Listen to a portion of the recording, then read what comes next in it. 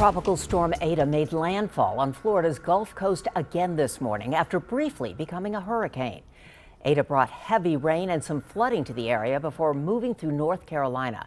The storm caused massive flooding in Charlotte, triggering mudslides, evacuations, and water rescues.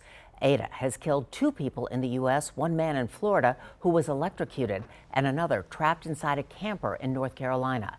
At least 4 people are also missing in that state.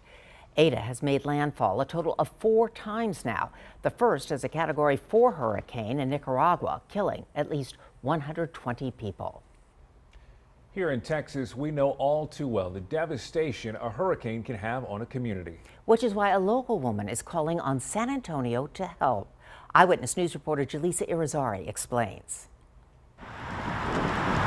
They say after the storm comes the calm. But peace is the last thing many Central Americans are feeling. A lot of families have been misplaced, and their family members have also lost their homes and all their belongings. For Martha Gutierrez, seeing the ruin Hurricane Eta left in its path are images that hit far too close to home.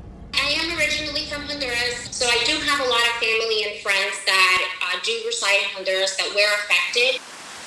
Last week, Eta pushed through Central America, creating landslides, flooding homes, killing hundreds. It's been devastating what has happened in Central America, especially in Honduras. Which is why Gutierrez is calling on the community to help. On Facebook, she's asking people to donate clothes, shoes, masks, anything to help the thousands in need right now.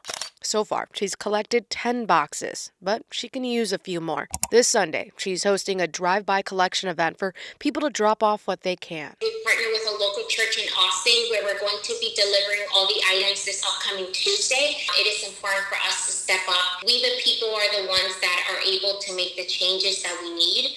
And this is one small step towards redeveloping the country. A small step that can make a big difference in bringing a little calm after the storm. Jaleesa Irizarry, KENS 5 Eyewitness News. If you're interested in helping out, we have all the information for this Sunday's collection drive-by on our website at kens5.com.